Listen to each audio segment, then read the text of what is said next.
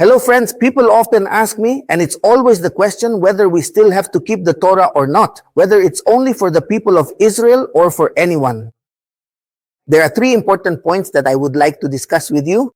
First, the Torah itself tells us that the person who does these things, speaking of living a life of righteousness by obeying the commandments of the Torah, the person who does these things will live by them.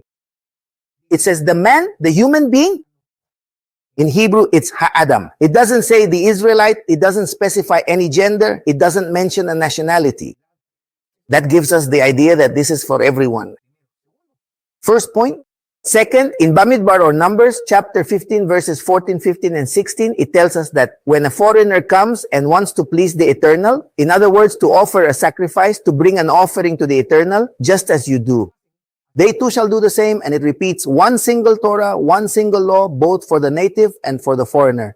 In other words, there aren't two ways of doing things. There aren't two ways to please the Eternal. There aren't two ways to bring an offering to the Eternal. The same way is given to us by the Torah. On the other hand, it also depends on whether you are reading a Christian Bible or a Torah. In the last verse of chapter 12 of Deuteronomy, or Devarim, or thank you.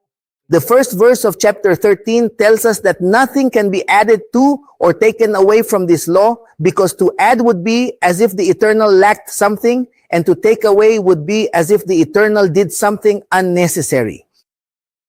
It makes it clear that we cannot alter this Torah.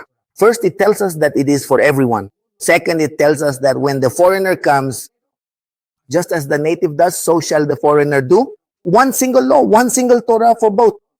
Then it tells us that this Torah cannot be changed, nothing can be added to it, and nothing can be taken away from it.